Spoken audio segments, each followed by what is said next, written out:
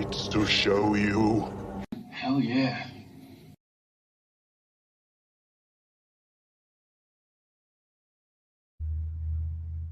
That's right. We're doing the best of 1984. Welcome to the Horror Syndicate Discourse. This is our final episode, for now anyway, on Wednesday nights. We are moving to Sundays starting June 4th, I think. I think it's June 4th. It's either the 3rd or the 4th. Whatever. It's a Sunday. Come on. You'll figure it out. Do you know what a calendar is? Do you know what a calendar is? Come on. Anyway, tonight, yes, we are going down a list of our... I'm just going to throw it on the screen real fast. Oh, yeah. All of our favorites from 1984, not just horror, because 1984, I think Nate was the one that brought down the gauntlet saying that 1984 was one of the best years of the 1980s in film. And he throws out this list of like 50 movies. I was like, damn, this was a damn fine year. But then Seth's like, well, 1988's better. And we're like, why? He's like, Die Hard. I'm like, shut the fuck up, Seth, with your Die Hard bullshit. No, I'm joking. He's right. Die Hard's good. But 87, I say 87 to 88 and 84 are probably the three biggest years, best years in film, period. Not just horror, in film. I'm going to bring everybody in, and we're going to get going and talk about some of our favorites from 1984. Again, last show on Wednesdays for a while, maybe forever. But before I bring the fellers in, I want to remind everybody you can subscribe, if you're kind enough, to the Horror Syndicate on YouTube. You can like us on Facebook, and then, maybe I can go fuck off and die. So that'll be fun. Anyway, I'm going to bring in the panel members. We've got a great group of people, including Jared Letourneau, my old friend. How are you? Wonderful. How are you doing, my friend? Any day that I can breathe and see your beautiful face is a good day, even if it's half of your face. And I will also add, I wish you do not fuck off and die. Thank you. No, I don't plan to. I got a trip to Minnesota lined up. I'm gonna listen to this. We're driving up, and on the way, the Captain Kirk's hometown. We're gonna stop by there. I think it's Davenport, Iowa, and the crash location where Buddy Holly, the Big Bopper, and Richie Valens died is like right off the highway that we're riding on. So I'm looking forward to checking that out. I'm not a big 50s rock guy, but I love La Bamba, and Buddy Holly's just a huge icon in his own right. So looking forward to doing that. I'll send pictures your guys' way as I do, as Nate does when he goes and checks out all the cool sites too. Glad to see you. What's that? It was a pretty gruesome scene. Yeah. I've seen pictures. I don't want to see those pictures. I just want to see the monument or what they have over there for him. But should be Memorial, fun. Yeah. Memorial. The day the music died. The day the music died. Yeah, I'm gonna introduce my kids. Helena knows Richie Valens because we've watched La Bamba a couple times, and but I'm going to introduce her to some of the Big Bopper and Buddy Holly. You got to show her the Buddy Holly story with Gary Busey. It's a fucking great movie. It actually is. You're not wrong. He's a genius. Well, Gary Busey? No, well, Gary is, yes. He's a crazy, beautiful genius. But Buddy Holly was. He was, yeah. True genius, yeah. If it's streaming somewhere, I'd definitely like to show it to her because I wanted to watch it with her whenever I showed her La Bamba, because La Bamba is actually one of my favorite movies growing up because I saw it. I think it was the first movie I ever shed a tear over when Ricky died. I was 7 years old. Well, his mom. Yeah. His mom's reaction. Richie. When I say Ricky, yeah. I turned into Boys in the Hood. Ricky! Yeah. Man, Ricky was going to go play football. He was going to get one of the pros. Then he decided he wasn't going to join the army. That's a good movie, too. Yep. Why is my camera off center? Another good movie, yeah. Yeah. All right, let's bring in Seth. He looks like he's having a shit fit because he's not the first one on here, as usual. Seth, what's up, man? Well, I mean, going back to what you were saying earlier, Die Hard is the greatest movie ever made. So that automatically puts 1988. Not wrong. Just stating facts, okay? Listen, if this ends up, don't care about your feelings. I've heard. It's the greatest Christmas movie ever made. Right? It is. I will not disagree with that. Although we have one of the greatest Christmas movies on second best Christmas movie. So if this goes over well, we will repeat with 87 and 88 because 87 has movies. 87 was wild, man. Huh? 87's packed. Oh, it is. First of all, we've got Dream Warriors for horror is probably one of the top movies, but there's also movies like Prince of Darkness. Then you've got Lethal Weapon, the first Lethal Weapon's in there. Hellraiser was in 87. Predator, yeah. Predator is, oh God, who does not love Predator, you know? So I'd like to do this. I don't want to do it like the next couple episodes because we've got some awesome films to dig into, except for Neon Demon. That one's not awesome. It's just mediocre. I'm looking forward to watching Neon Demon again because I've seen it twice. I'm a big Refn fan. And, you know, speaking of Refn, Kenneth Anger passed away today. I know we had somebody else also, but Kenneth Anger. I saw that. I wasn't familiar with who that was. Kenneth was like an underground filmmaker. He made a lot of short films, start back in the 30s through the forever. But his most known film is called Scorpio Rising, which is like a fetish movie about motorcycle culture back in the 50s. Fetish movie. Of course, you know it then. Yeah, well, he's like it's a film school. Well, the thing is, like the scorpion on the back of his jacket in Drive was taken from Scorpio Rising, and also Martin Scorsese's use of needle drop music. You know, where he used like the Rolling Stones or stuff like that in movies. Yeah, Kenneth Anger was like the first guy to do that. He did that in Scorpio Rising. There's like all this pop music. I don't know if there may be a Buddy Holly song in there, but it's a lot of 50s, 60s rock. And I think Kenneth was the first to do that. And so Scorsese saw that influenced him. So, you know, when he starts making like, you know, Mean Streets, you're seeing him do that. And I don't think a lot of people did that before. Wait, Mean Streets? Yeah. That's a good movie. It's a great movie. Yeah. I'm saying with Scorsese, he didn't do it on Boxcar Bertha, but he did it on Mean Streets. Yeah, I was going to say it opens with the girl group, Spectre song. So, and he has that whole great moment where De Niro first comes in. And nobody fucking talks about Mean Streets. You ever notice that? That's like a totally like kind of underrated movie that nobody ever talks about. I that's one I like. I'm not like a crazy rabid Scorsese fan, but I like a lot of the stuff I've seen him do. And back in the 90s, I think it was, I went back and after I saw, I want to say it was Casino, and I was like, man, I like this guy's movies. So I went back and watched everything I could find, and that was one of them that I picked up. And that one's the kind of really one of his earlier pictures that is really gritty and dark, and it's a good movie. If anybody hasn't seen it, they absolutely must check it out. Yeah, that's the one that was like his most personal because like he made Boxcar Bertha for Roger Corman. It was like an exploitation crap movie.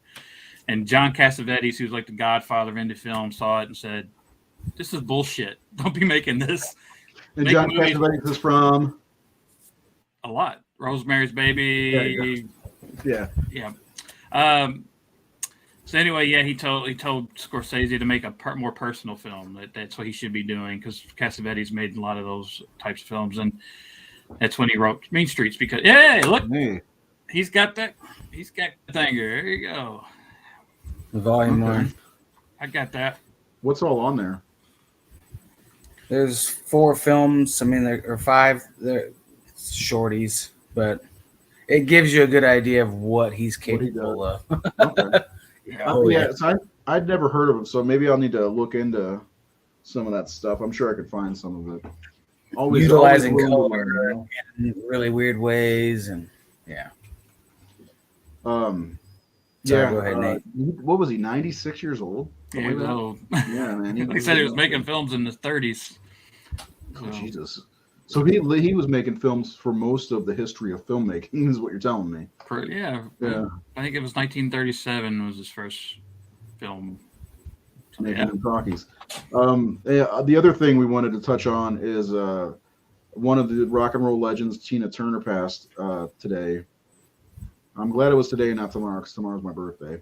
That would be kind of shitty because I like Tina Turner, and for some, like when I think of her immediately, I think of Mad Max Beyond Thunderdome.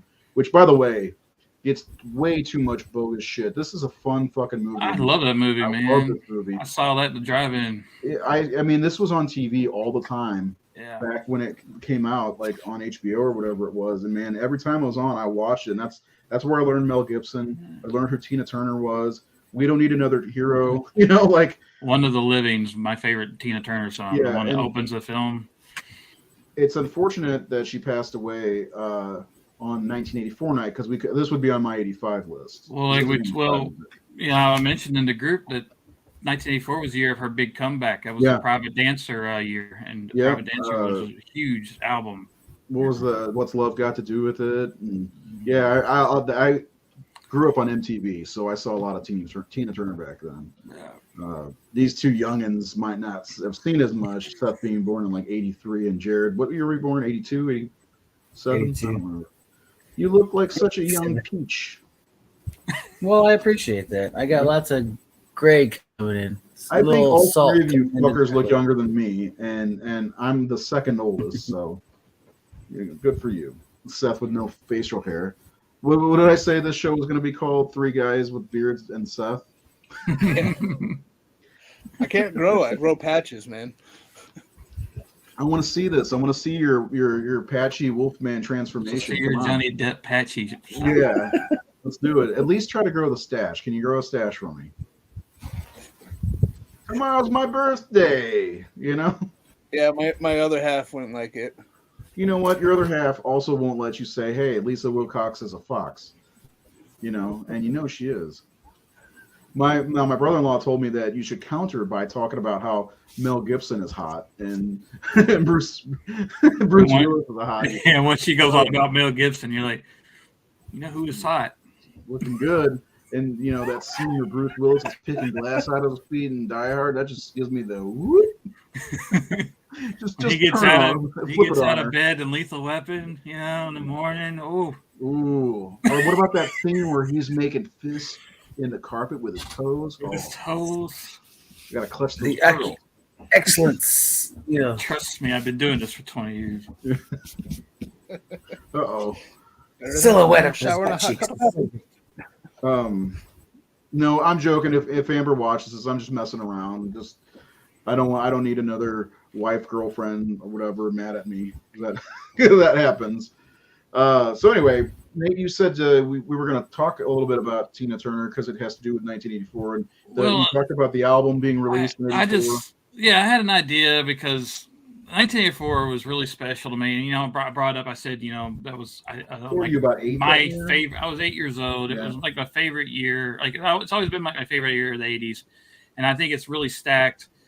And Seth was right saying 87, 88 were stacked, as they certainly were. But I started to think about why 84 meant so much to me, and something that I was listening to the podcast. Paul Schrader was talking about how we fall in love with the first things we see, like the first movies we see, and that's what we like. And he was talking about how Scorsese and Spielberg grew up on. You mentioned that on the Friday's Dead show.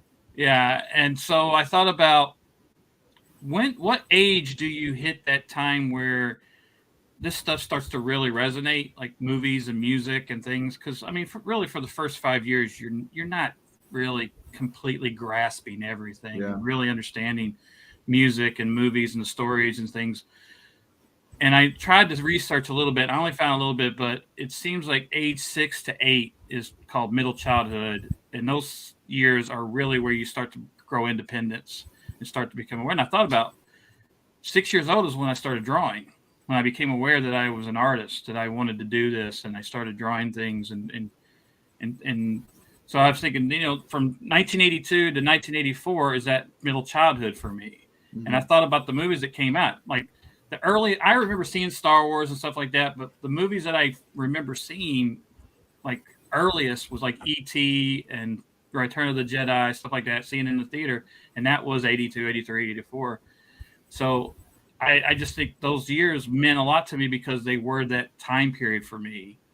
And then I said, well, what happened in 84 too? Because I just remember 84 just was this explosion of stuff. So I made a list of, let's set the mood of what 1984 was and what was going on in pop culture. I'm already liking this. Yeah. Pop culture. Yeah. Okay, so here's what I wrote down. Michael Jordan wins the gold medal in the Olympics and is drafted to the Bulls and plays his first game in 1984. Yep. The Transformers toy line and cartoon start in 1984. Yes. The Teenage Mutant Ninja Turtles comics start in 1984. Mm-hmm. Storm Shadow, Duke, Baroness, Zartan, Firefly, Roadblock, Spirit figures all debut in 1984 in the G.I. Joe. Did you say Flint? No, not Flint. Duke. Oh, that's my favorite G.I. Joe. Mr. T cereal and Cinnamon Toast Crunch started in 1984. Nobody pities you. I pity the food that don't eat my cereal. I ate that shit. Which I too. saw Pee Wee Herman's Big Adventure with Mad Max Beyond Thunderdome in the drive-in. Where's the Beef was the big commercial that year in 1984, as well as Ridley Scott's Apple commercial, the 1984. 1984, yeah. Tetris, Excitebike, Duck Hunt, and Paperboy video games debut in 1984. Dude. Anthrax's debut album Fistful of Metal debuts in 1984. Metallica's Ride the Lightning, 1984. Iron Maiden's Power Slave, 1984. Thinner by Richard Bachman is published in 1984. TV shows that start and debut in 1984. The Cosby Show, Miami Vice, Murder, She Wrote, Who's the Boss? Who's the Boss? Night Court, Jeopardy, Charles in Charge, Punky Brewster, Thomas and Friends, Snorks, Rainbow Bright, Kids Incorporated. Deaths in 1984, Janet Gaynor, Ed Gein, Truman Capote, Richard Burton, Andy Kaufman, Marvin Gaye, Jackie Coogan, Uncle Fester, Ethel Merman, Jackie Wilson. Births in 1984, Kate McKinnon, Paul Dano, Mary Elizabeth Winstead, Aubrey Plaza, Scarlett Johansson. Wow. Voltron toy line in the U.S. and the cartoon starts in 1984. Yeah, Voltron was awesome. Battle Armor, He-Man, and Skeletor debut in 1984. Breakdancing, parachute pants, beatboxing, all really blow up in 1984 because you had Breakin' and Breakin' 2 and Beat Street. You also had the debuts of Run DMC. Their first album came out in 1984. Fat Boy's first album came out in 1984. Def Jam Records was founded in 1984.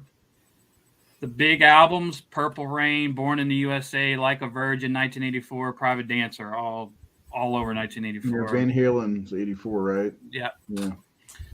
The Thriller music video debuts in 1983, but like late December, early December. So it's kind of like still playing a lot on MTV. That was a big part of my 84. Huge part, yeah. Huge part, yeah.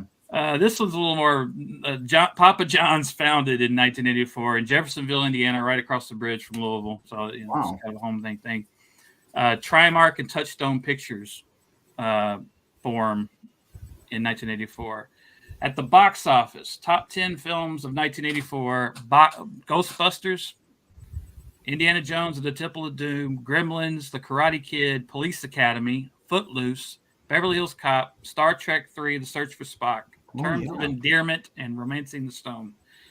Best Picture, Amadeus. Best Actor, F. Murray Abraham for Amadeus. Best Actress, Sally Field for,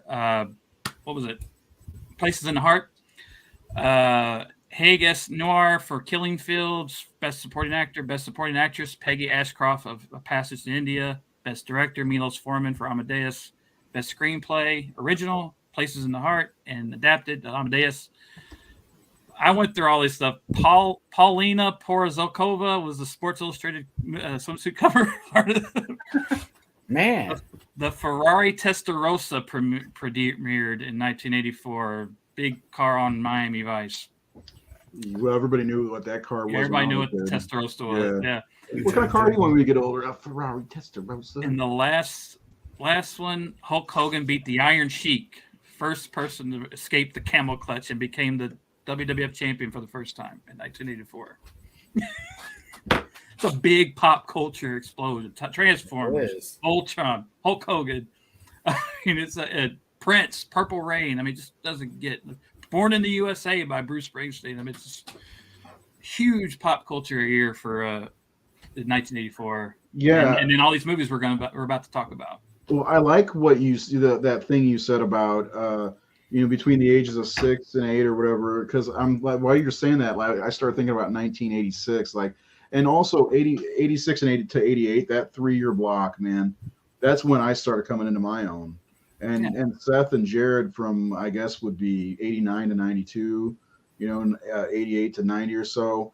When you start, because like I was watching all that stuff, Transformers, He-Man, Thundercats, Voltron and all that. But like I really started paying attention to movies around 1986 because of that, the advent of cable started in the early 80s, and it just kept picking up steam. And you had all these channels like HBO. And that was a big thing too, because 84 was the year we got our VCR. And TV. Well, and my mom, and music-wise, my mom would tape. Like she had our stereo hooked up to the TV, and she'd tape songs off of MTV.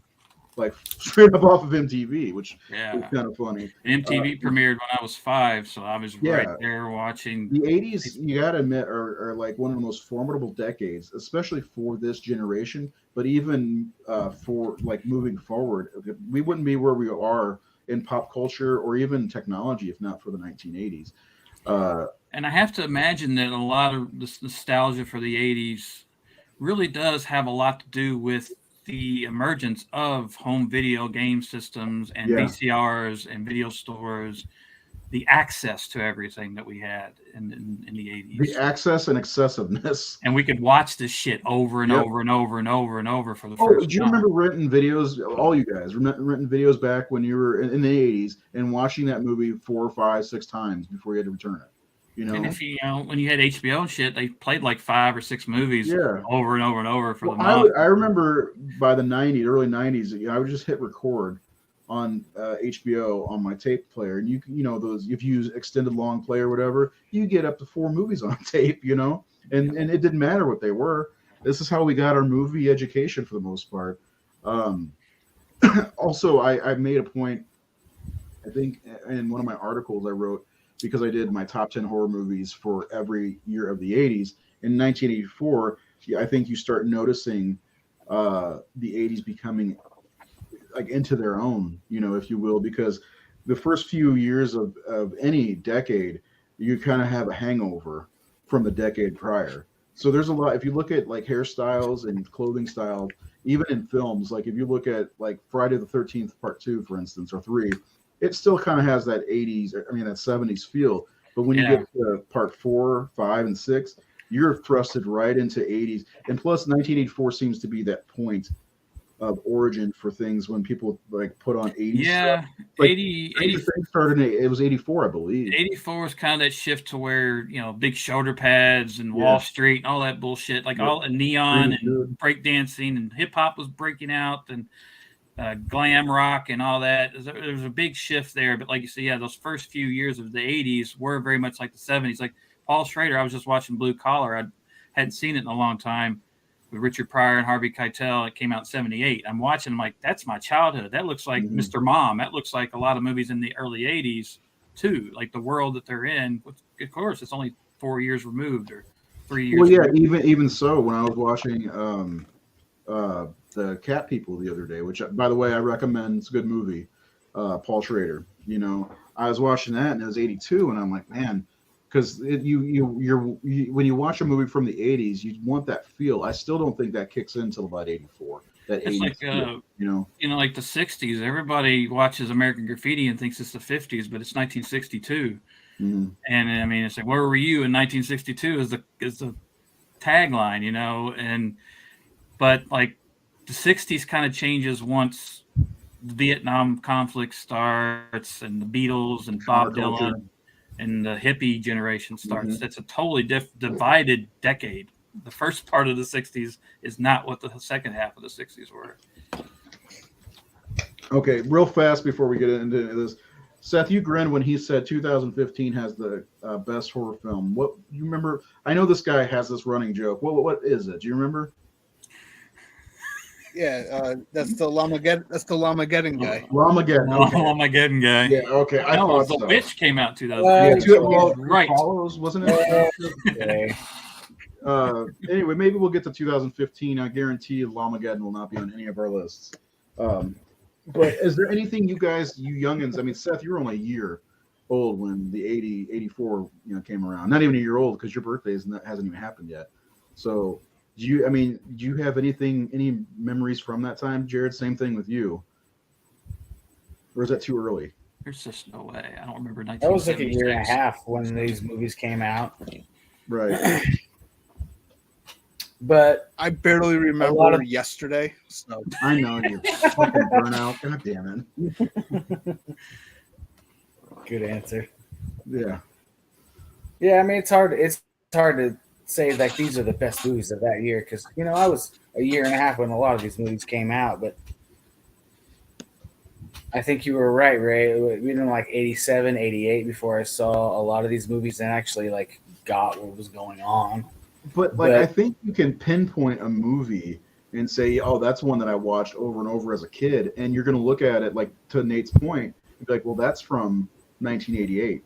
Because I could tell you, I'm sure they're like The Goonies is one that I used to watch constantly, and I know it's like one of those classic. That was 86 though, and that goes right along with what you were saying. And you watch a lot of the films that a lot of people don't get to go back to because those movies were bombs or failures, but you saw them because you were there.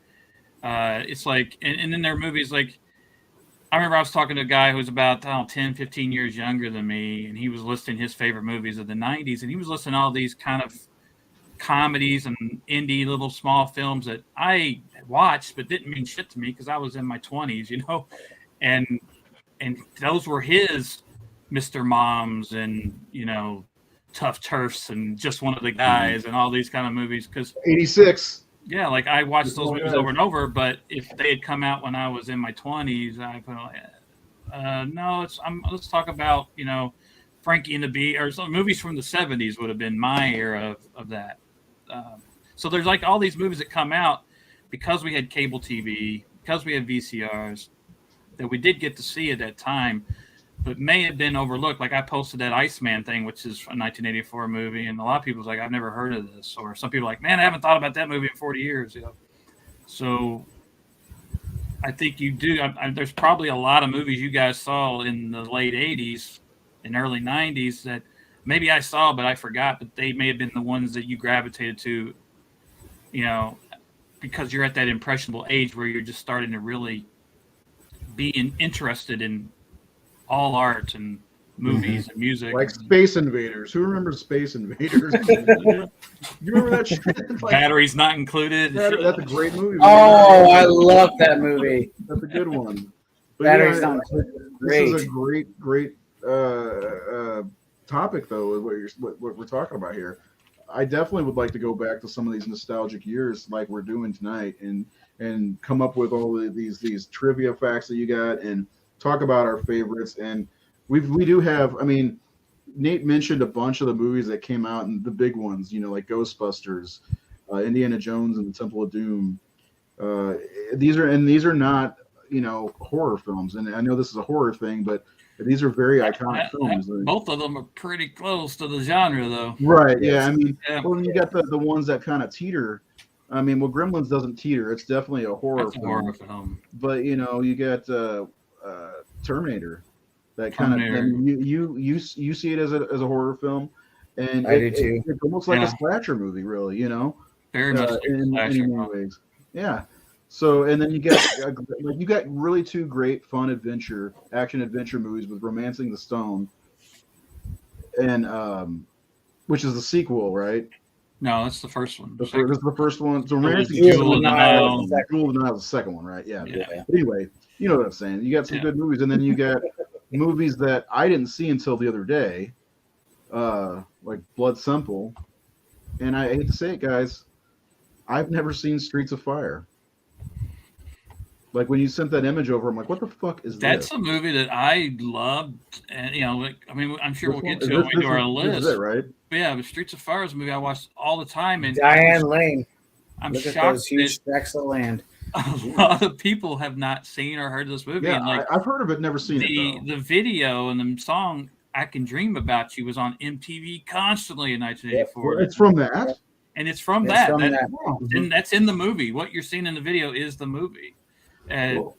Yeah. Okay. I love that song actually. But then Seth throws out a Carpenter movie, and we think of Carpenter as a horror guy, And you got Karen Allen, and is that Jeff Bridges? Jeff Bridges, and man. Starman. Starman is a beautiful movie. My mom fell in love with Jeff Bridges in that and movie. Ted White's in that movie. Is he?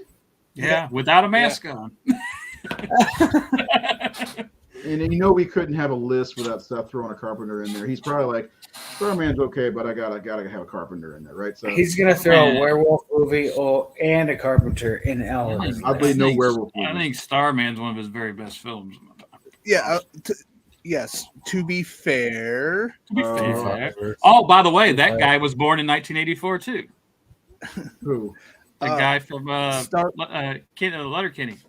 Oh. Jared Kizo. Yeah. Go ahead, Seth. Starman is a fantastic movie.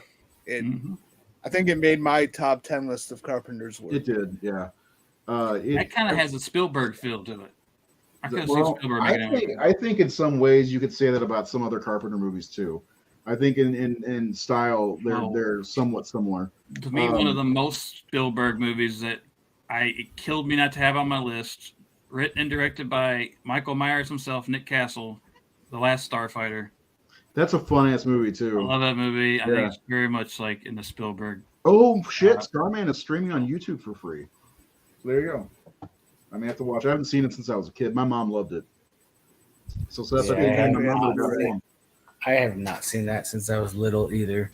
But the point is 1984. I think there are some great movies in 80 through 83 period. You've got the Return of the Jedi, you've got Empire Strikes Back, of course, The Shining, the Friday the 13th, but I think 84 is when we started getting the iconic movies. Yeah, it got heavier because I think in the early 80s you got like Caddyshack and Airplane and there's a lot of great stuff there. 82 had a lot of good ones too, if I remember correctly. But excess really started to take over in the blockbuster and the Spielberg era, and there's the Zemeckis era. Like Back to the Future comes up after, like the year after 84. Yep. It just starts. Everything starts to get really big. E.T. I think really probably helped push that. Jaws and Star Wars was a big deal. Yeah, for changing cinema. Superman movies. So, yeah. There's just a lot of fun movies from 80. I think 84 is really where we turn the corner as far as pop culture as a whole.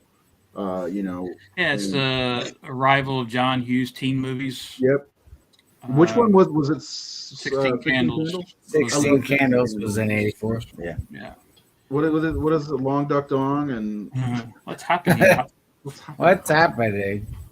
Yeah, I have to watch Streets of Fire because I've never seen it. And does it take place in the 80s or the?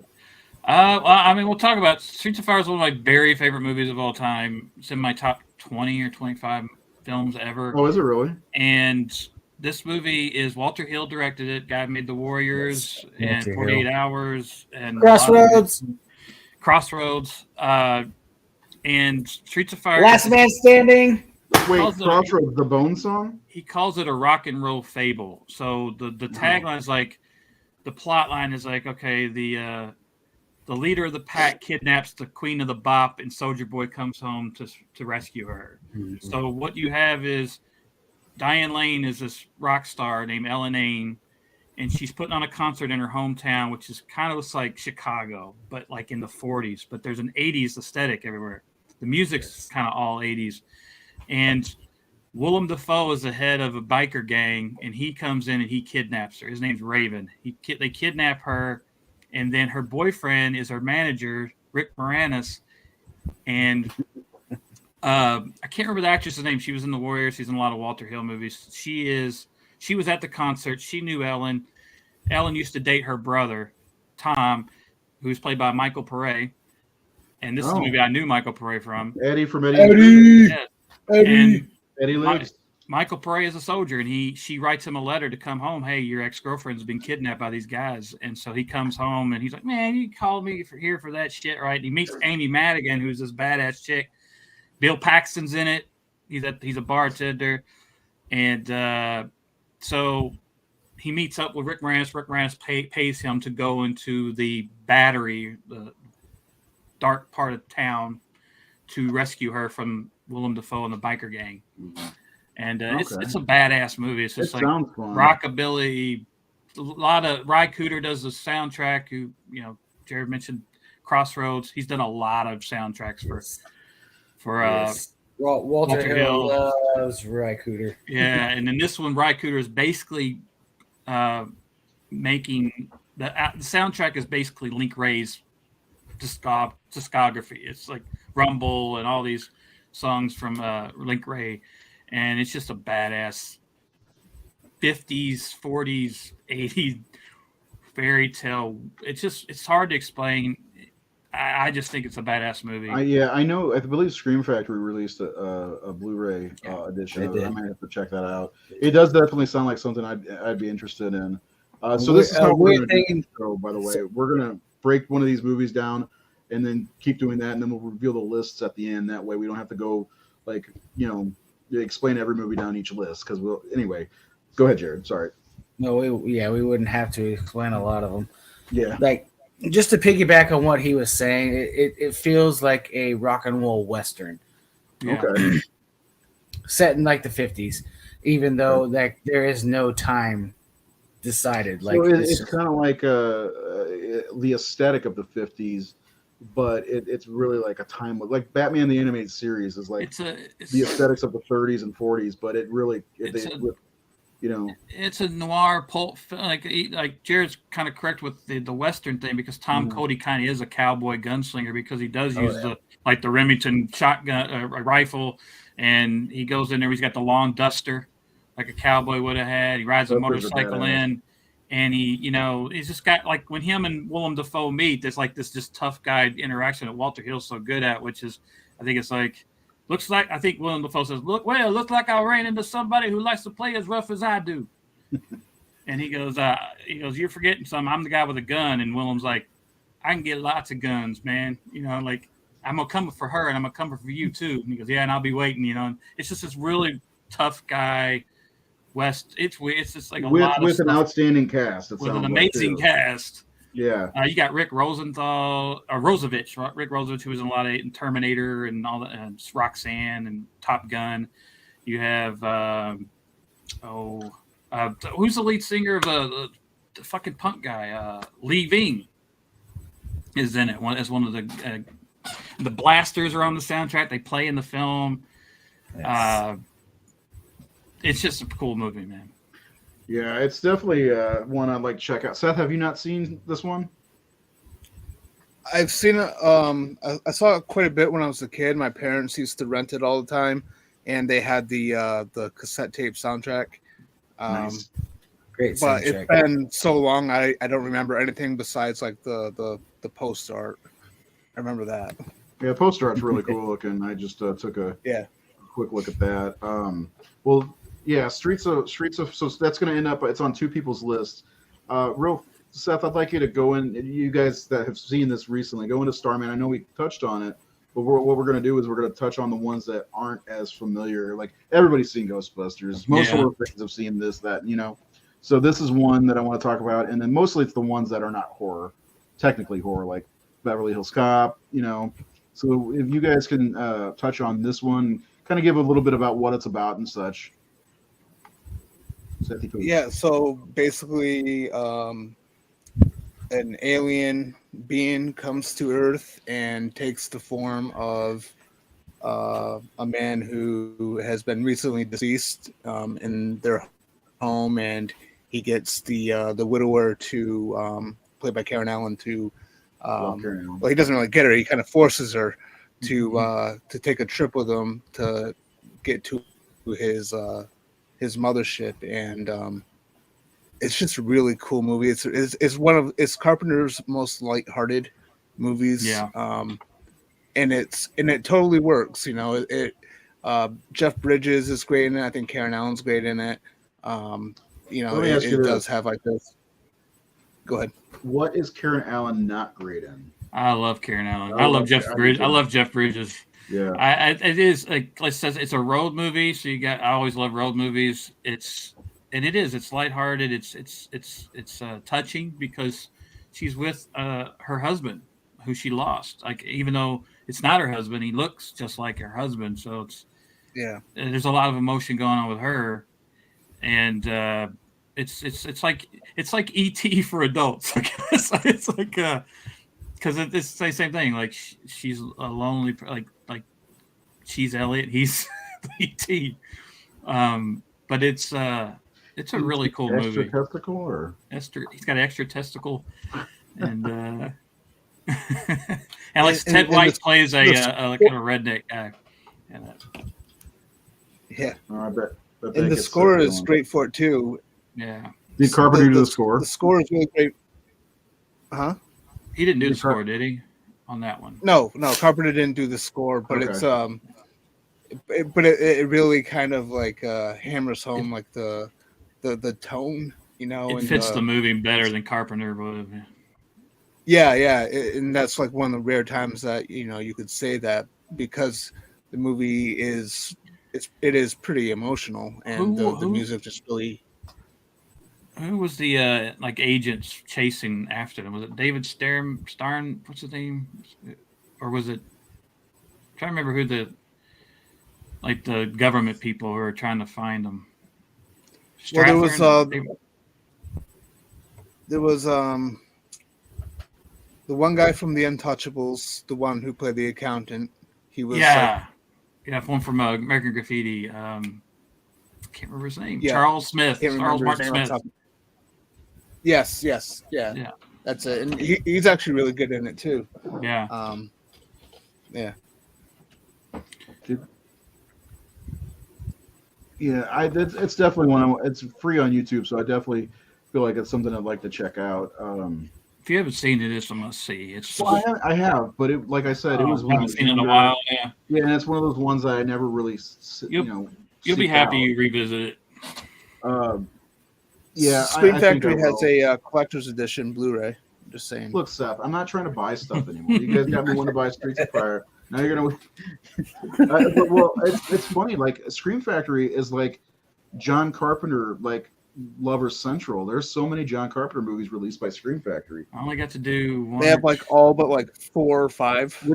Which ones did you do? I did Village of the Damned. No. I mean, technically, I did Halloween 2 and 3, which he wrote. So, but I remember when they did when they put out like Escape from New York, and I was like, God damn it, I want that. And The Fog, I wanted to do Fog, and so I finally got one. And the one I got was The Village of the Damned. Listen, I think Village of the Damned's underrated. I actually like that quite a bit. It's got Luke Skywalker in it, so in Superman. Right, he plays a priest too, which is kind of cool. Which is kind of what Jedi were kind of looked at, you know. He was a priest who tried to kill younglings. Where I wonder where he got that idea from. Ooh. Thanks, Father. Way to go, Ryan Johnson. Real original. Well, I mean, his dad in Episode 3, goes around killing a bunch of younglings, so I would blame that on George Lucas. But yeah, that's Jared. I'm just gonna throw this one up because me and you both showed love and admiration for Revenge of the Nerds. Oh God, man! I didn't get it in my top 10, but I watched this movie 1,000 times. Oh my God, I love this movie. I told Jared when he's like, it's a guilty pleasure. It's like, I laughed. I was like, guilty pleasure. Come on, man. This is a fun movie. It's guilty now with all the rape and shit. I know it's it aged poorly, but man, the panty raid. They're watching all the girls. That's terrible. Not totally PC now. No, it's a very bad movie, naughty movie right now. But this movie is. I love everybody. I love it. Everything about this movie. I watched it so much, probably more than I should have been, because what's in that movie. Oh my God, we've got Bush. Okay, I got a question. Seth, you're familiar with this, I'm sure, right? Yeah. Everybody has their favorite of the nerds. I got to know, who's your favorite? I bet you cannot get who mine is. Anybody got a favorite? Is it just me that picked a favorite? I don't know. I like Booger, of course. I do not love Curtis Armstrong. Yeah. But everything Curtis did in the 80s, from Risky Business to Better Off Dead to Run Crazy Summer. And I got to meet him. I got to meet him and Ogre and Robert Carradine. And I love Robert Carradine, so I may even say Lewis. Lewis yeah, I love Lewis. Yeah, my favorite's always been Timothy Busfield as Poindexter. I love when he gets an erection. It's the boner. Like he's having a heart attack. Timothy Busfield doesn't ever get mentioned as he's a good actor. I've seen him in other things, and just seeing him as Poindexter, like he runs into a wall. I think he's in the second movie. He's talking to a cardboard cutout. Oh yeah. No, I think it's the first one they're at the party, and he goes, "Oh, you want a drink?" Yeah. I gotta get back to this girl. Yeah, I gotta get back to this girl. It's so great. And John Goodman is so great in it too. Yeah. I literally saw him in a movie yesterday and did not put that together that he played Poindexter. Well, That's the thing. Busfield looks unrecognizable in this movie. Yes, he does. He doesn't usually look like that. I saw a movie called Little Big League where he was in. He played a. That was the movie I saw. I love that yesterday. Minnesota Twins. Yes, Minnesota Twins. I'm gonna see them on Saturday. But yeah, so he was in that. And I'm watching, and I was like, I cannot believe this fucking guy played Poindexter in Revenge of the Nerds. Like I don't know. I love Revenge of the Nerds. If you look at it now, a lot of people there's a lot of movies that people are like, oh, that movie didn't age well. But this, it's a product of its time. I mean, early '80s. This is what it was kind of like. There's so many movies about getting laid in the '80s, and this is one of the best ones. Not just the '80s. I mean, look at the American Pie series. Yeah, shit. Well, yeah. You know, those weren't too long ago. The corner started turning really at about 2013, I'd say. I think Porky's was kind of the first one to really blow up like that. Yeah, Porky's. Introduced that. That was one I was not allowed to watch. Glory holes and everything. The lady grabs onto the guy's. Anyway, there's 3 Porky's movies, wasn't there? Yeah. But 2 or 3, yeah. So you guys, Seth, Jared, not a favorite? You know, not a favorite nerd? I have a favorite nerd, and it's Lamar. I like Lamar too. I love his javelin. Yeah. I gotta tell you, I watch Revenge of the Nerds more than I should still. Just so. I quoted the other day. I thought it was my old mom's old douchebag, but that's in Ohio. Oh yeah, Booger had some of the best lines. Yeah, he does. He really does. I say we pull the fuckers up. He usually when he's in a movie like you mentioned, Better Off Dead, man, he's great in that too. Mm-hmm. And, Well, look at what he's like hanging out with James Hogg in the sequel where he finds him in the hotel. Yeah, Snotty. His name was Snotty. Snotty. Yeah. He hears the burp. He's like, The burp master. yeah. And Seth, he was great in Supernatural as well. Yeah. He played. What What did he I forgot he was in that. Oh, and Moonlighting. He was on Moonlighting too. Bruce Willis show. I always wanted his T-shirt from the second movie, though. It's a VIP, very immense penis. Anyway, so we're gonna move on to another one. Jared, this was on your and Nate's list. Red Dawn. Fucking love that Now, movie. this was a kick-ass movie for anybody anybody about 4 or 5, like teenagers. This was just a fun fucking movie because, Jared, what happens in this one? Well, I mean, at the very beginning, you realize that the Russians and the Cubans, you find out later, are invading America. And in a very dramatic, soft opening after they go to school, you see paratroopers coming down and freaking murdering kids. And then all of a sudden, you realize this is real. Mm-hmm. It was a nightmare to watch as a kid. That scene at the school, man. But by the end of the movie, you're like, holy shit, man. This was first of all, look at these 3 right here. Talk about actors from the 80s. I know. You know? Yeah, and I fucking loved it. John Milius wrote and directed it. And he's like the guy that Walter from Big Lebowski is based on. He's just a gun nut in reality. And this movie has so many great character actors in it. You got Powers Booth as the pilot that gets grounded and joins with them. Yeah. You've got what's his name, Lane Smith, who's like the mayor. Another good 80s actor. You got Superfly. Ron O'Neal is like the Cuban officer that actually lets them go at the end. And you get Ben Johnson. Their dad, Harry Dean fucking Stanton. That's my favorite scene. Yep. Avenge Me, boys. It's such a great, powerful scene. Yes. Harry Dean Stanton's all over the 1984. I've got him on a couple of movies, Repo Man, and a couple of Paris, Texas, which I think he may have won. Paris, Texas won the Palme d'Or that year. But Ben Johnson from the Wild Bunch and Terror Train and a bunch of other stuff. He was the grandpa who gives Leah Thompson and Jennifer Grey. I got some old heirlooms to get off to you, and he's got his granddaughters and I love this film so much. I watched it so much. It's amazing. I didn't go into the military. You're right. I know, right? Between this and for me, Navy SEALs later in like '90, those were two movies that really got me amped up. You know, I want to be, and Rambo, of course. You know, yeah. Commando, one of my favorite movies of '85, I believe. I was just thinking about all the times I played war in my neighborhood with my fake AK-47 and my fake. It stems from this movie, though. It stems from Red Dawn, like legitimately. Yeah. When you got a group of younger, like teenagers and whatever, you know, fighting back, it was super cool. You ever seen a movie called Sneakers? Yeah. Because not Sneakers, Toy Soldiers. Yeah, with the early '90s. Yeah, that's a good one. Kind of same type of feel, but very similar. But I know this movie came under a lot of fire because of that, because it was so right wing and military positive, and but it was Reagan era too. So right, Reagan era, yeah, absolutely. A couple other movies that I want to pop up on here before we get to our list, and I'll quickly go through the horror ones because most people know, especially if they're watching a horror show, what horror movies are going to be on the '84 list. But we don't need to say much about Indiana Jones and the Temple of Doom because it's one of the biggest franchises of all time. But this one is the closest of all of them to a horror movie, even though you got that great scene at the end of Raiders of the Lost Ark. Raiders has some horror, but yeah, this one's total full-on horror. Oh no, Shavai! Oh no, Shavai! Oh no, Shavai! Exactly. Yeah. You got a couple people getting their hearts ripped out and shit and turning into Tuffy bags. You know, like.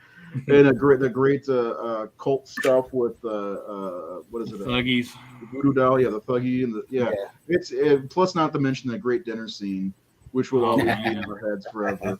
A lot of stuff was hard to watch in that movie. That dinner scene and the putting her arm through the thing with all the bugs and insects. That was an excellent scene too, and Kate Capshaw was fantastic in that scene especially. She's never been my favorite of the indie girls, but I loved her in that. And then best singer from Club Obi-Wan. Club Obi-Wan, that's right. And the one thing I like about that scene though is she helps them get out, and he grabs her hand while we are going to die, and he makes that face. And then she gets in there and she's wiping out the bugs and she reactives the thing, and they have to. I just love that. We are going to die. Come on, 3PO, stop the compactors. But yeah, I mean everybody knows that movie. Another one everybody knows is Karate Kid. Fucking love it. I watched that movie so much. I had such a crush on Elizabeth Shue back then. I was wondering why you put this picture up. I was like, it's got Elizabeth Shue. I'm not putting Miyagi there. That's okay. I'm giving Elizabeth some love. I thought it was the Ralph Macchio thing. Ralph, look at his face. He looks like Reynolds a little bit there. Yeah, I love Karate Kid. I mean, who doesn't? And of course the follow-up movie. Actually, hot take, I think Karate Kid 2 is a little bit better. That's just my opinion. You're just a Peter Cetera fan. Yeah, I am. The stakes are such higher. A great song. There's a hurricane, and Daniel's son saves the whole village from the hurricane. I mean, and then, of course, I love Karate Kid 2. And we mentioned Romancing the Stone. Oh God, another one I watched on your list, Nate, I think. I mean, not that it's a bad movie because I like it. Yeah, I mean this movie. God, I love this movie so much. I watched it a lot. Robert Zemeckis. This is probably what got Back to the Future greenlit. Michael Keaton. It's probably Michael Keaton. Michael Douglas. Probably my favorite Michael Douglas movie. It's Jack Dalton, I think is his name. Have you seen War of the Roses? Yeah, I did. I have seen that, but I love. They're great in that movie too. Yeah. I mean, this trio had such great chemistry. Yeah, Kathleen Turner and Michael and Danny DeVito. And I don't know, I love this movie so much. It was just very interesting. And you know, he's playing basically kind of an Indiana Jones type figure. Yeah, pretty much. I mean, yeah, and he's good at it too. Yeah. Because he's not exactly good at it, if that makes sense. You know? He's kind of like a blue collar Indiana Jones. Oh man, the Doobie Brothers broke up. Shit, when did that happen? He's been out in the jungle so. And she was never sexier than she was in that movie, in my opinion. No, I think you're right because, and I hate this is probably going to sound bad, but she got more mannish as she got older. Just see Friends. But yeah, that's a good one. I don't know if that's streaming either because that's one I'd like to show my kids. Romancing the Stone. I got to see Jewel of the Nile first, and I love the scene where Danny DeVito crosses the hot coals. Yeah. Freaks cool. come out at night. Oh, it's streaming on YouTube. How about that? For free. Okay. People didn't know. People there are streaming movies for free on YouTube. And then I think there's one more non-horror that I have on here. Let me double check. Well, I don't want to say non-horror because two of them. Okay, here it is. Blood Simple, right? Yeah. I watched this the other day for the first time, and it's not a bad film overall. I don't know where you see horror, but I want to hear what your impressions on this first Coen Brothers movie, right?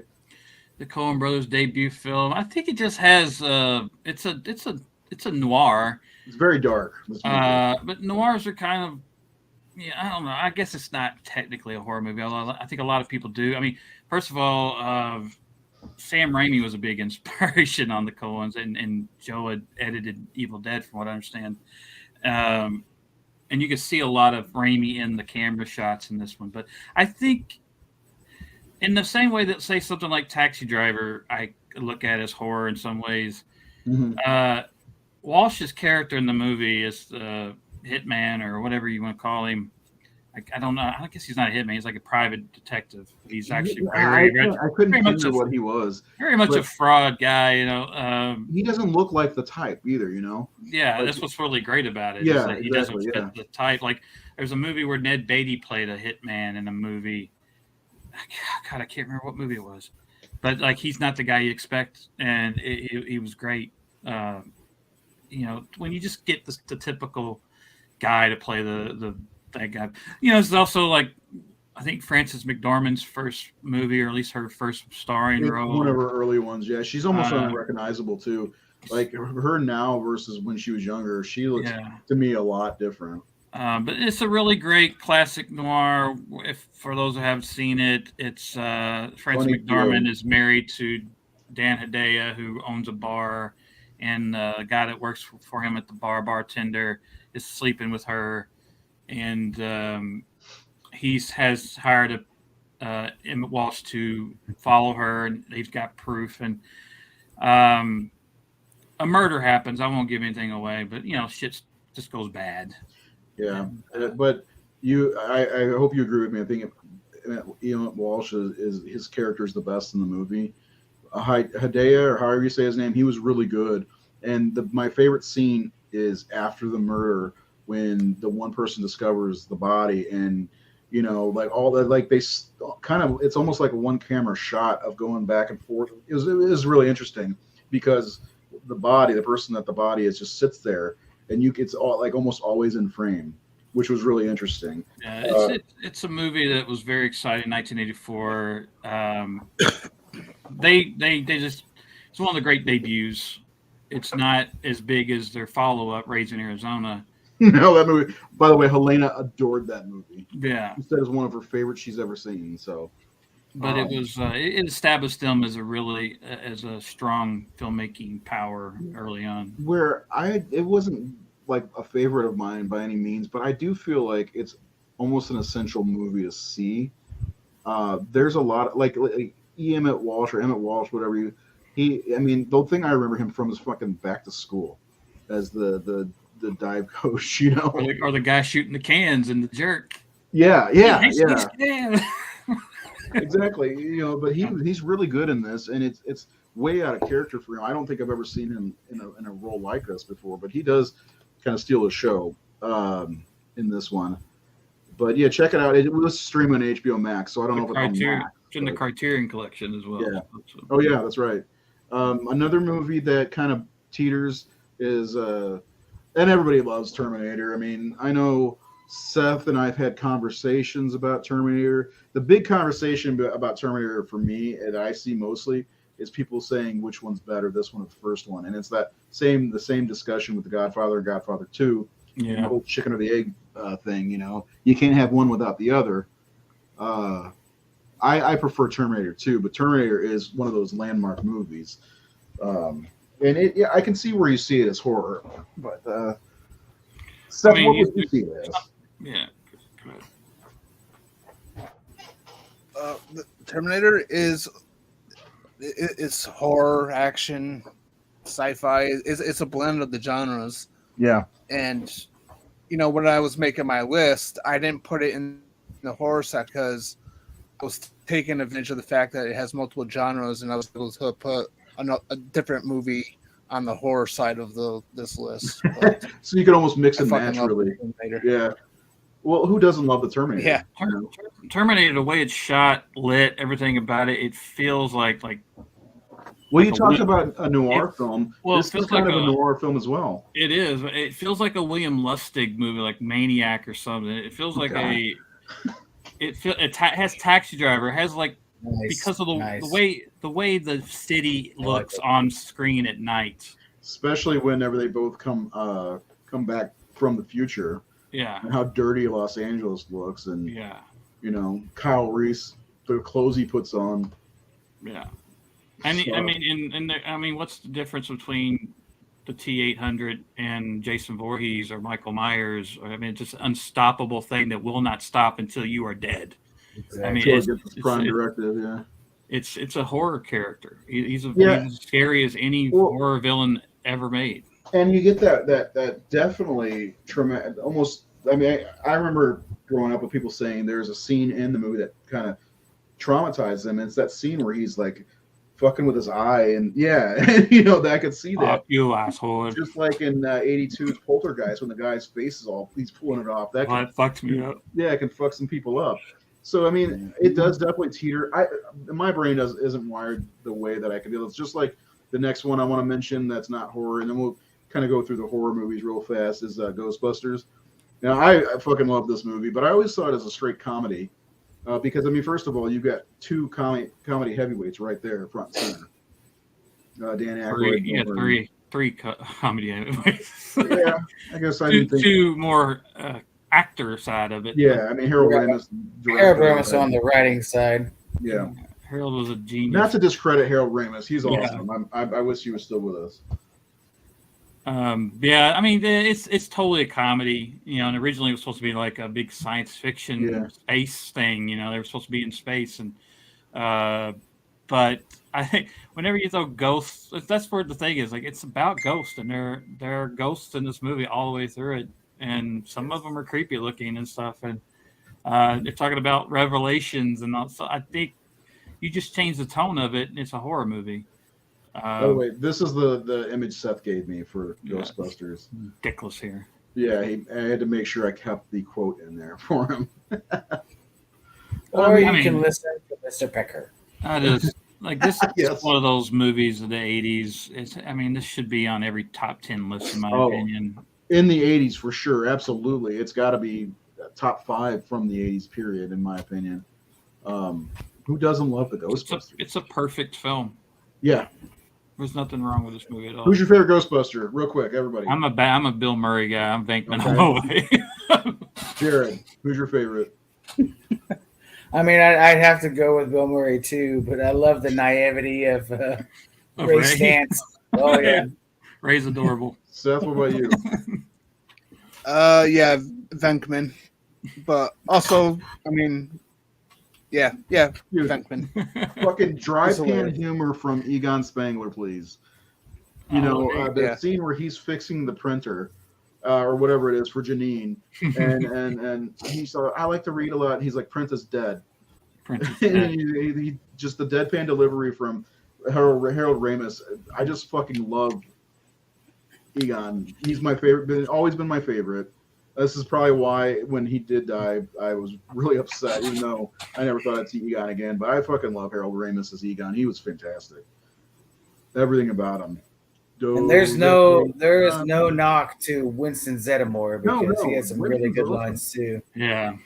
There's one line in I the see second. some shit that will turn you white. There's one line in the second movie that threw me off when I first I saw it in I saw Ghostbusters 2 and Batman at a drive-in. One of the best double features of my life. Oh, yeah, that's a good one. And I'll never forget the hype leading up to Ghostbusters 2 with the Bobby Brown song and everything. But there's a scene in the court where Rick Moranis is defending them, and he mentions, the blackout. He says, "I know the blackout was a problem for everybody." And so for a long time, I swear to God, I thought he said the black guy. And I thought he was talking about Winston joining the Ghostbusters. I was like, why would they have that in there? And not till I saw it on DVD with subtitles, like, oh, blackout. There was a blackout. That makes total sense. Okay. Peter McNichol in that movie. The Upper West Side. Upper West Side, yeah. Everything you are doing is bad. I want you to know this. Ghostbusters 2 is just as good as the first one, in my opinion. I don't know about that, but it's. Oh, no. When we get to 89, I'll tell you why. I mean, Vigo La Carpathian is so awesome. Bill Murray doesn't agree with you. Cool, but the thing is, 2 gets disrespected. Am I wrong? 2 gets disrespected. It gets a lot of shit that it don't deserve because it's fun. They acted like it didn't even exist in Afterlife. Yes, they did. Come on, it's good. Kind of. Get the River of Slime. You got the fact that we used Lady Liberty to destroy the museum at the end. Yeah, there's a lot of good stuff in that one. Plus, Slimer drives a bus. He's got to kill a toaster. I think that's all of the non-horror. So we'll rapid fire some of these horror movies because most people have seen them. But some of the great horror films from 1984. I had Night of the Comet on my list. We've did a whole show on this, so we don't need to go too deep into it. But I just love Night of the Comet. Love it. Yeah, love it. Underseen, underrated, in my opinion. Another one I believe is really underrated is Chud. Yeah, it's a fun movie. It sounds like such a shit movie, but when you get down to it, it's actually pretty damn good. It was some really good parts, and you got John Goodman. And John Hurt, the star of it. Yeah, John Hurt was weird because he was kind of in a few horror movies early in the '80s because he was also in. You seen Q? Q the Winter Serpent? I don't. Yeah, I mean King Cohen. That was okay.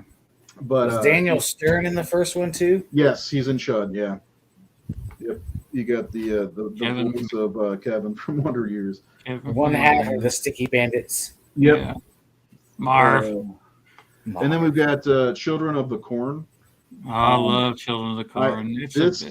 This is a good one. This is one of my early horror films that I saw a lot. I know Seth and I had a conversation about Children of the Corn recently and our admiration for this one. I'd love to do a show on it because I always love it. I would love to that's so. I can't gauge you sometimes, Nate. What? What's wrong? Like what you like, what you don't like. Like this is I love this movie. I love Children of the Corn, man. I like Night Shifts was like one of my favorite books. All right, let's put it on the schedule. Well, I haven't watched all of the sequels. I think I saw the second one. You don't need to watch any of the sequels. I know I don't need to watch them, but I that's why I haven't watched them. But I always love this movie. Like 3 and 4 are okay to watch, right? It creeps me out. 3 and 4. Yeah. 3 and 4. Maybe 7 on a good day. Malachi. Yeah, Courtney Gaines and John Franklin scared the shit out of me. I love seeing Courtney Gaines come back around in a movie like The Burbs later on. You know. Hey, Pinocchio, where do you think you're going? And then we've got Gremlins is a great 80s horror film, little monster guys that actually it's a better Christmas movie than Die Hard. Yeah. Dude, for like a kid, like I said, when I was growing in the 80s, early 80s, man, it was like Gremlins, Goonies, E.T., Temple of Doom, Star Wars, like all these great Ghostbusters. It was like just a banger every year. Just about, yeah. Just massive blockbuster movies. Back to the Future. I don't think we get that now. Like, there's a guaranteed great 5 to 10 movies from the 80s every single year of the 80s. Where now you get maybe 2 or 3 that are really, really great, like as memorable, in my opinion. It's just a different time, but I say, I mean, this generation is in love with the movies they're seeing now too. So that's true. It's like they don't hit us like that, like because talk about Goonies. There's people who fucking hated the Goonies and don't get the fandom. And there's the Goonies versus Monster Squad thing too. Yeah. But I'm Team Monster Squad, even though I adore both movies. Okay, Seth, what about you? Monster Squad. Oh my god! Any day of the week. Nate, save me, please. Are you Team Goonies, Team Monster Squad? I gotta go Monster Squad. Oh my god! I'm the only one. I think Goonies is maybe the better film. It's the better movie. Dick Donner. I mean, it is the better film. But Corey Feldman in it. Monster Squad I saw a sneak preview of Monster Squad, and it just changed. I think it helped push me into becoming a horror fan. I mean, don't get me wrong. I love Monster Squad, but like the Goonies is that Indiana Jones movie for kids. Oh, it totally is. Yeah, and that's one of the first movies that we used to go hiking in the woods behind my house because of Goonies. Just like you were talking about playing the war. Don't take this is like the Near Dark Lost Boys thing, right? They're both fucking great. Yeah, great. Yeah, I agree.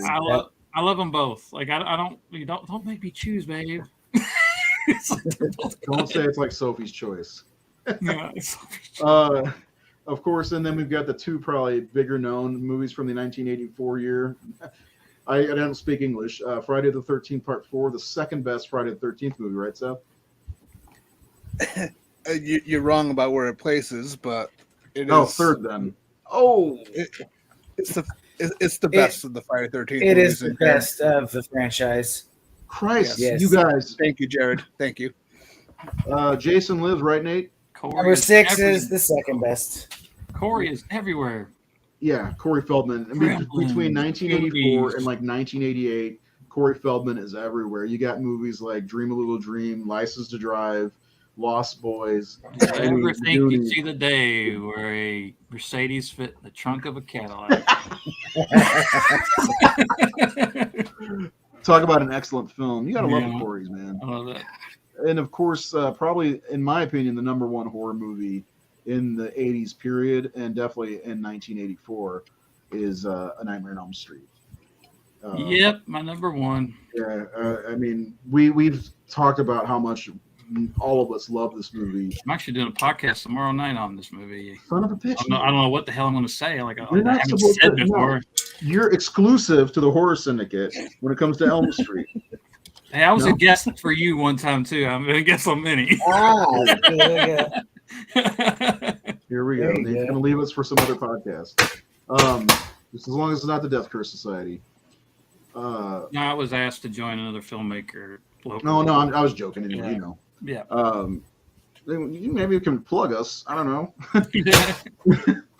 But there's nothing really we need to say about Elm Street. It's definitely one of the greatest horror films of all time, and definitely tops in '84 in my opinion. I think, other than you, Nate, because you had Ghostbusters was number 1 horror film. I think it was pretty much up there for everyone. What's that noise? Is that Jared?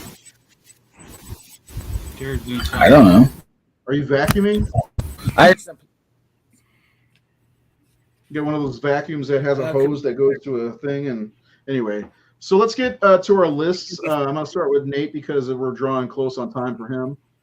So here, go down your list, Nate, and here's your top 10 of 1984. Yeah. I don't know if this would be my official top 10, but we were asked to pick 5 horror and 5 non-horror. Yeah, so this is with those movies. So Gremlins and Blood Simple, and a few of these may not be on my top 10 because there's so many great movies, which I'd like to throw out the names of if I can that we haven't mentioned. Once Upon a Time in America, Sergio Leone's gangster film. I just saw that finally. A great movie, yeah. Iceman with Timothy Hutton. This one should be on my list. This is Spinal Tap. I've never seen that. I've never seen that. Oh my God, Spinal Tap is awesome. Places in the Heart, great movie with Sally Field, Danny Glover, John Malkovich. That was one of Elizabeth's favorites. Repo Man, Emilio Estevez, Harry Dean Stanton, Purple Rain, Mishima, Paul Schrader's movie. Fanny and Alexander, the Bergman film. Cloak and Dagger, which I just went and watched again today just for the Who's in that? Cloak and Dagger is Dabney Coleman. Dabney Coleman. Okay, yeah. Henry Thomas from E.T. Yes. Written by Tom Holland. Oh, yeah. Spider-Man. Yeah, Spider-Man. He wasn't. Amadeus, which one, That's a good movie. Yeah, Rock Me on the Boat. Footloose. Johnny Dangerously. Yeah, I mean, listen to these movies you're naming off from '84. I mean, these are huge movies. Yeah, Johnny Dangerously, the great Michael Keaton. I only mentioned Footloose once. Yeah, Joe Piscopo's great in that. Kidco. It was good. I love that movie. Yeah, it was a fun movie. All of Me with Lily Tomlin and Steve Martin, Carl Reiner movie. A movie that's become huge because of Stranger Things, Never Ending Story. It was already huge anyway, but what kid did not see that in the '80s? Made it popular again. Stranger Than Paradise, Jim Jarmusch's film, big indie film. I love the Cheech and Chong's Corsican Brothers. Mm-hmm. I just was talking about that. Favorite of their movies? No, it's not my favorite, but it's definitely different for them. This may be the scariest film of 1984.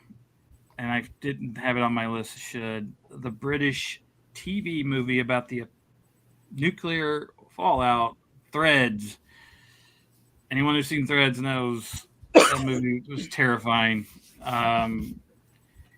Birdie with Nicolas Cage and Matthew Modine, kind of an unknown, kind of small film. And then there's a movie called 28 Up, which is a documentary that I saw for the first time last year, where this filmmaker followed kids in, I think, the early 60s. And I think they were 7 maybe. And then he filmed them again when they were 14. And then he filmed them when they were 28. And this is like catching up with these kids who were he met when they were 7. Now they're 28 and where they're in life. And it's this really interesting documentary. It was a movie that one of Roger Ebert's top 10 of the 1980s. And I watched it on, I think it's on YouTube. It's called 28 Up. So those are the ones that I threw out there from 1984 that didn't make our list. But I think next time we're going to do this a little bit differently. If we do like an 88 or something like that, we'll do our top 10 of the year, and then we'll throw out a lot of the good ones that maybe don't get as much recognition from the year. But anyway, you could just say do a show where things you may have missed from that year, right? And, but yeah, the rest of them are all pretty much we've covered: Streets of Fire, Beverly Hills Cop, Red Dawn, Ransom and Stone, Blood Simple, Terminator, Karate Kid, Gremlins. Just every time I go to 1984, I look at and it's just like, love that movie, love that movie, love that movie, love that movie, love that movie, and it's a never-ending list almost, But when Seth threw out 1987, I started looking at 1987. I'm like, shit, man. Well, that you dropped 72 movies on us. I'm looking through. I was like, oh my god, this might be the best year from the 80s. Yeah. And then in my head, I could keep hearing Seth saying, "Fuck you, it's 1988 because of Die Hard."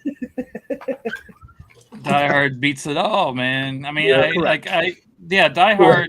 I mean, Die Hard on my all-time favorite films, which is in my top 10, does rank higher than any movie in 1987. So wait, so Die Hard's in your top 10? Die Hard's in my top. My top 10 is Taxi Driver, No Country for Old Men, Reservoir Dogs, Star Wars, Jaws, Raiders of the Lost Ark, Die Hard, Predator, Pulp Fiction, and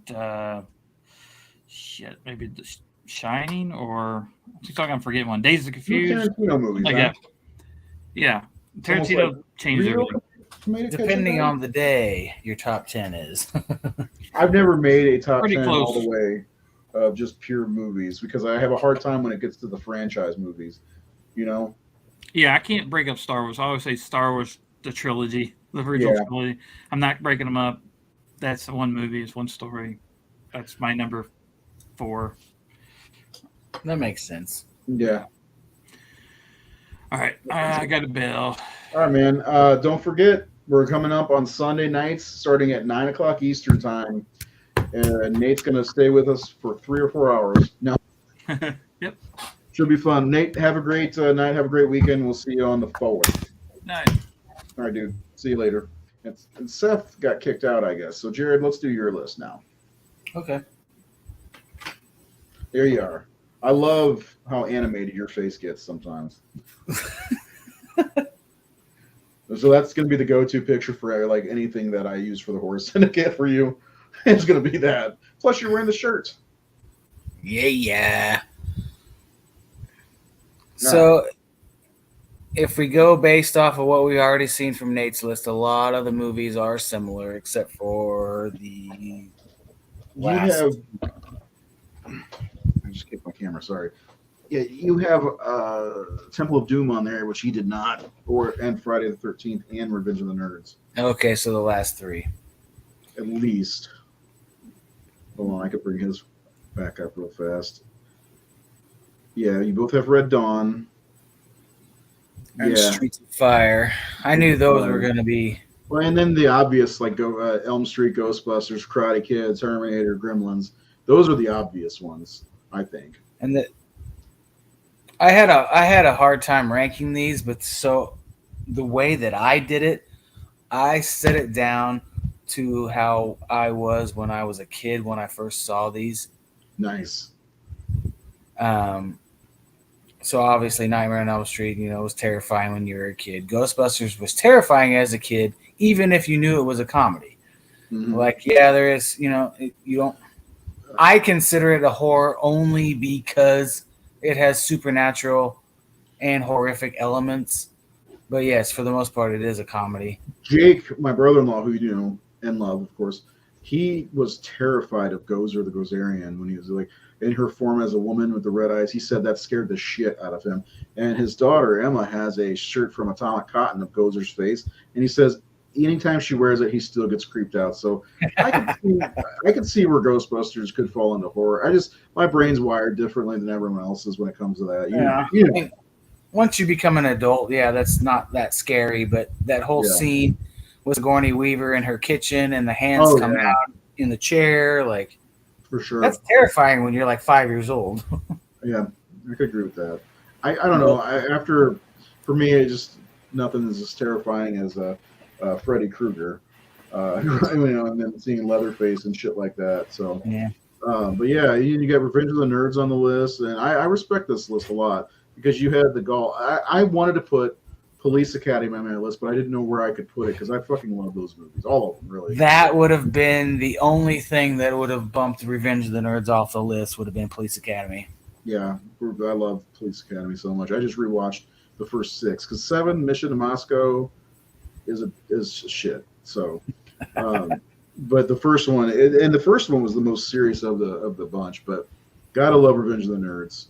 Gotta love Temple of Doom. I got respect. I got Temple of Doom on my list. So, but yeah, definitely respect the list. Anything else you want to say before I pass it off to Seth? I mean, we've already pretty much discussed all the other movies on the list.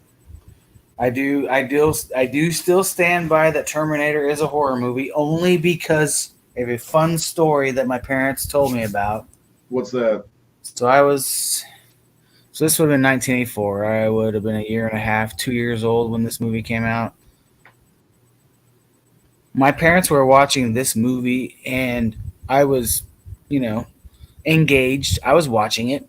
Everything was fine until Arnold Schwarzenegger lost his skin and turned into the T-800. And then apparently I was scarred for life because of that, and I started crying and stuff. Like, I don't remember this. I don't remember this at all, but it's just the way they describe it. Like, as soon as he turned into the robot, you started freaking out. I was like, okay, that's a horror movie. But yes, it does play like a slasher. It does. I mean, he's hunting Linda Hamilton's Sarah Connor through the whole movie. He goes to a few other Sarah Connors and kills them without even blinking. Sarah Connor, yes, bam, yes. Gone. Yeah, I mean, I could see that. It's just like I said, for me, my brain's wired differently. It's one of those I've always seen as a sci-fi movie. And even the end is your classic slasher ending. The final girl being chased down by the killer, and eventually, and you got to admit, the end in the Smasher is really fucking great. It's almost reminiscent of the original Fly movie, and that's a horror movie. Seth, are you there? What's happening, bro? Yeah, I was having some connection issues. Hey, you sound He's great. back. You sound beautiful. You look beautiful. Can't wait to see your half mustache you grow. Um, let's go over your top 10 if you're ready for it. Sure. Psychotic Step and his top 10 faves of 1984. You put Terminator at number 1? Nice. Hey, yeah.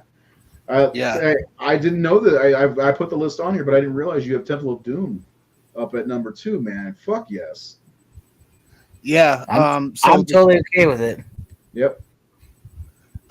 The Terminator is just it's one of my favorite movies. I love the whole series except for Dark Fate, but especially the first two movies, absolutely hands down love and adore them. Yeah. Kyle Reese is my favorite character in the series. I love Michael Biehn in the role of Kyle Reese. I love the whole Tech Noir, the whole scene in the Tech Noir bar was great. Yeah, just the slow motion dancing as the T-800's walking through. Just everything that's happening in that scene is fantastic. Great movie. Indiana Jones and the Temple of Doom is like, we all kind of grew up at a time where we had like three of the best trilogies ever with Star Wars, Back to the Future, and Indiana Jones, because the first three are fantastic. And so what I'm about to say isn't a negative towards Last Crusade. But like, one of the things I love and adore about Temple of Doom is that it has its own feeling to it, where like Last Crusade and even Kingdom of the Crystal Skull, they both kind of went back to the Raiders formula. Like the stories are structured and kind of play out in a similar fashion, whereas this one felt completely different. It didn't feel anything. It didn't feel anything like Raiders. It was a different adventure, so it had a different tone to it. And the peril in it is great. I just love the whole bit with the everything that happens is great. I love Temple of Doom a lot. This has one of the better like final. I don't know. I can't really call it a fight, but the bridge scene is so memorable. Yeah. It's great. Even with like that moment where Short Round kind of like gets Indy to kind of snap out of it, and then he's down in the mine area there, and like the camera pans to him, and he's holding his whip, and like the music is great. John Williams' score is great in this. So I'm huge on Temple of Doom. Definitely one of my favorite Indiana Jones movies. I mean, the first three are pretty perfect in my opinion, so it's kind of hard to choose a favorite. But I love Temple of Doom just for being different from the other ones. Number 3 is Elm Street. I mean, we all know it's one of the best horror movies ever. Yep. 4, Starman. I love it. It's in my top 10 of Carpenter's work. I will be rewatching this one too. Yeah, it's one of his most lighthearted, but it's very engaging, and it's just great. It's a good watch. Final Chapter. I mean, you know how I feel about that. It's my favorite Friday the 13th movie. I love Ted White's Jason. I love the physicality. Arguably the most brutal Jason of all. Oh yeah. Definitely. He's definitely like his body language. He's just very intimidating, I think. People give too much credit to Kane Hodder for what he brought to it, but we got to remember that's built off the back of Richard Brooker and Ted White. Yeah. So they both those two don't get enough credit. Oh, for sure, and it kind of drives me nuts. Yeah. But moving along, my number 6 is Gremlins, a movie I grew up with. It's been a while since I've seen it. I need to revisit it. I don't think we've ever done a show on Gremlins, have we? No, we haven't. I think maybe this winter we should do a show on Gremlins. Oh yeah, totally. Yeah. I mean, the movie I've always loved. I mean, and this is one of those entry-level horror films for kids because it plays up as a comedy. It's not too terrifying, but it can be in certain parts, Yeah. Yep. Ghostbusters, another one I grew up on. I love it. It's it's just funny, and it's a cool movie. Yeah. And I agree with you about Ghostbusters 2 being a little underappreciated. It is. I don't understand why it gets so much flack. I think it's not as good, I suppose, quality wise to the first one, but it's just as entertaining. I'd watch the first two back to back any day. I just love it, man. I remember the build up, like I said before, of getting to that. And sometimes you're disappointed if you build something up, a la The Dark Knight. But when I saw that, it was everything I hoped for and more. So, yeah, Ghostbusters 2 was fantastic. Yeah. My number 8 is Beverly Hills Cop. I love I would say I love all three. Yeah. But especially the first two. George Lucas is in part 3. Yeah. It was directed by John Landis as well. That's right. Yeah, I love it. I think it's really funny. I love his interaction with Judge Reinhold and the other guy there. Did you imagine this movie with Sylvester Stallone?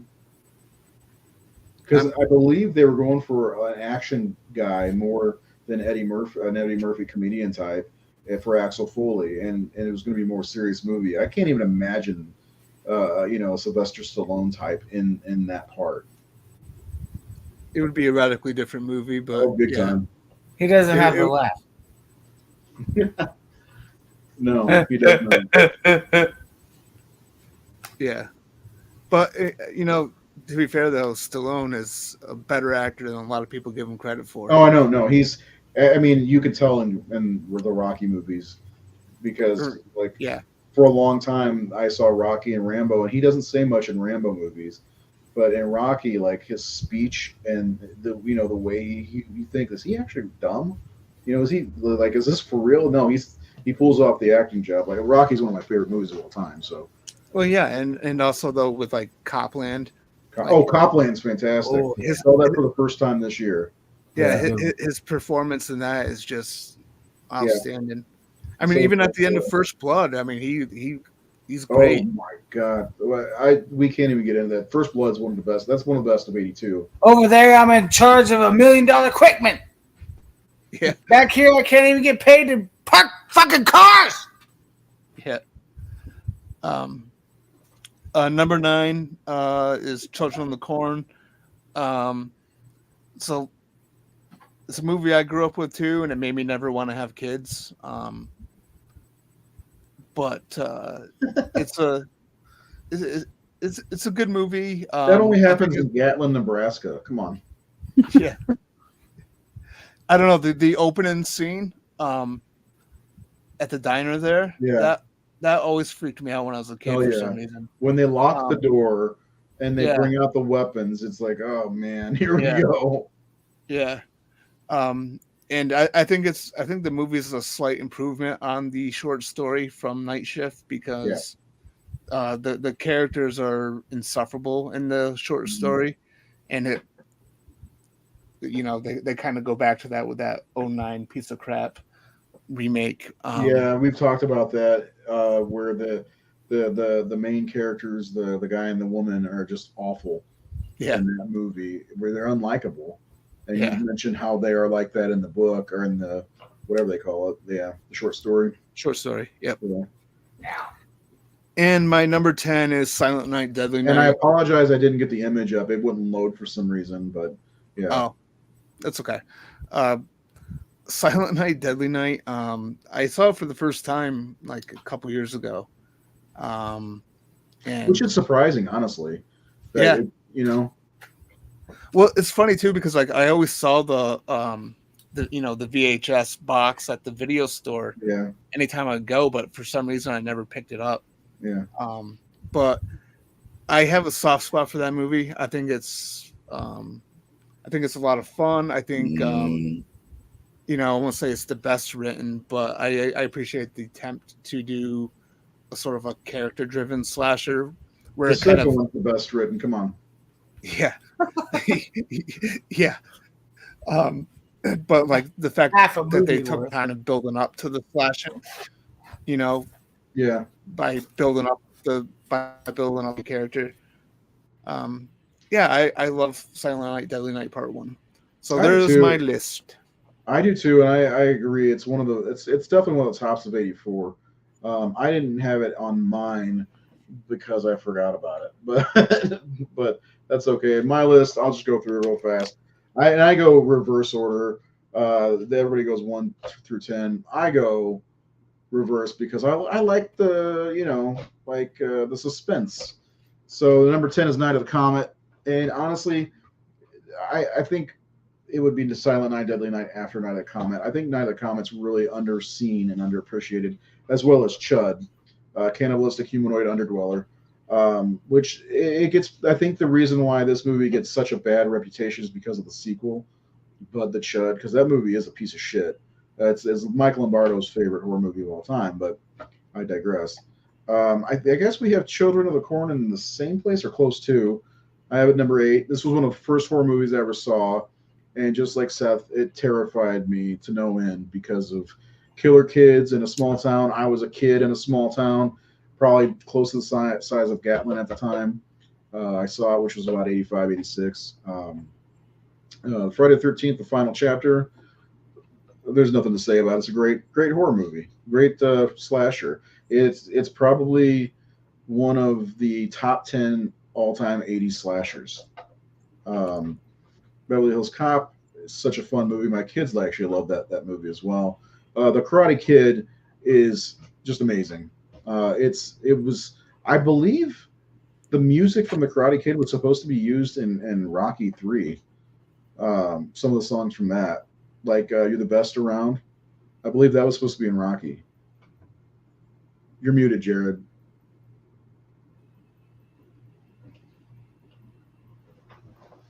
Let me see if I can do it.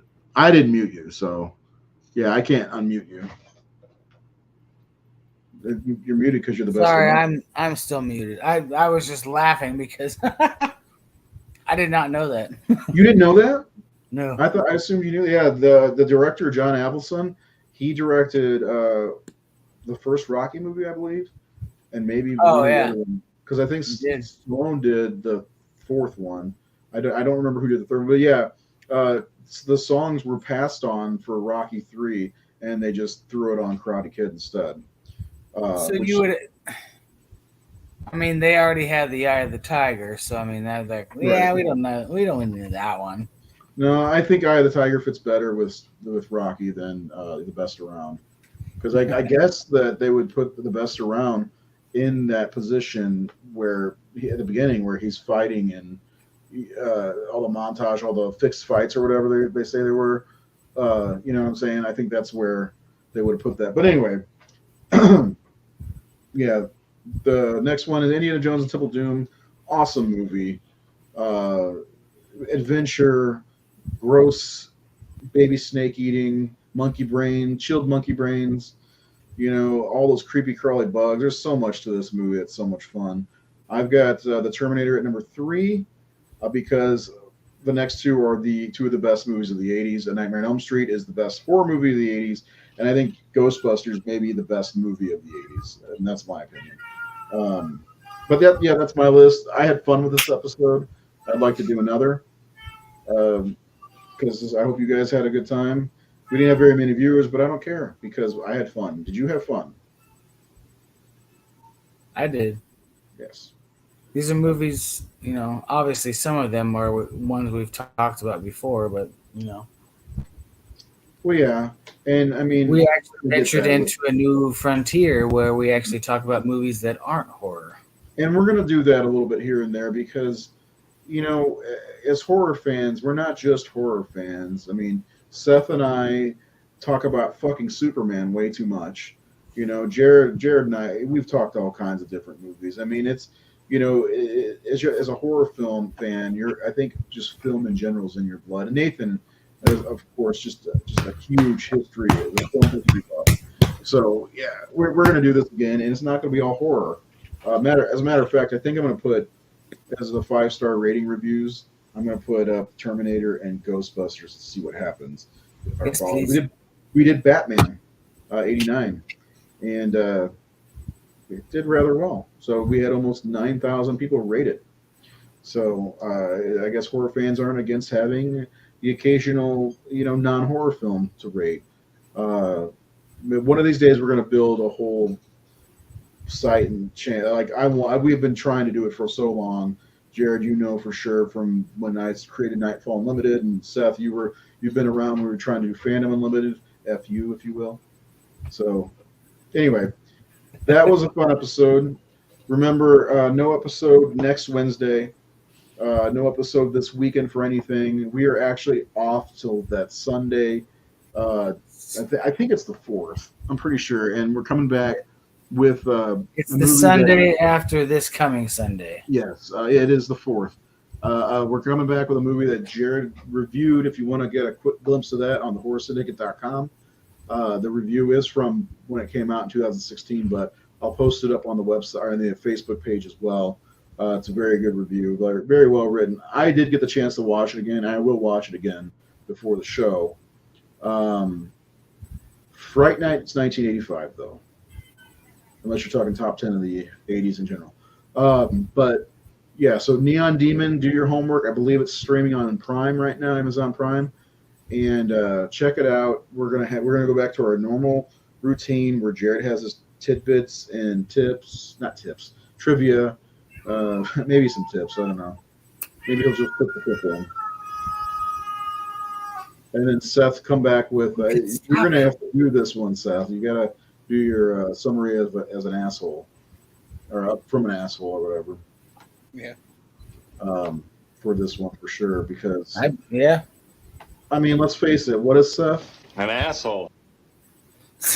So I'd be willing to hear it. I need to get more sound bites.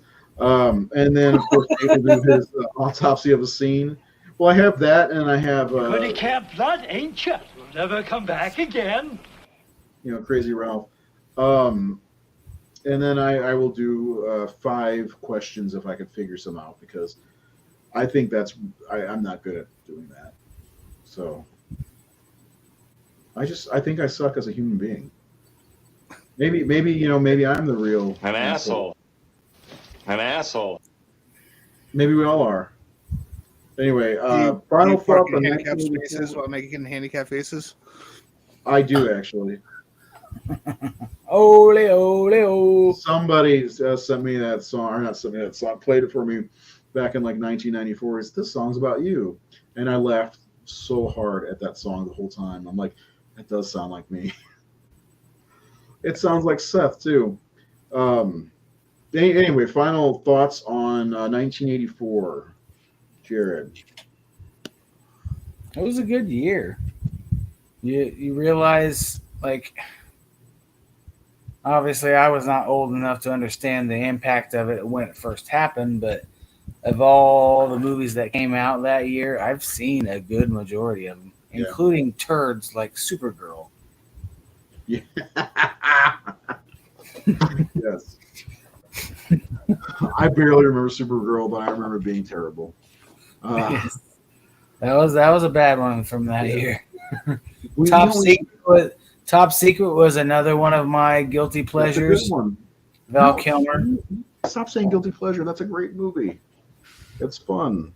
I like the girl whenever she's like horny, her headlights are going. Final thoughts, Seth. 1984. Yeah, it was an okay year. The end. The end. All right. The end. We will be back in about a week and a half. Sorry for anybody who's going to miss out on some Horror Syndicate action. We want to know what your favorite film, not just horror, from 1984 is in the comments below. Make sure you subscribe to the Horror Syndicate on Facebook, or, whatever, not Facebook, YouTube. And hopefully very soon we will be coming at you just audio on Spotify or wherever you can find podcasts, because we're missing out on probably a lot more audience people. So anyway, I'll miss you fucking guys while I'm in Minnesota. And that's all I got. Have a nice life.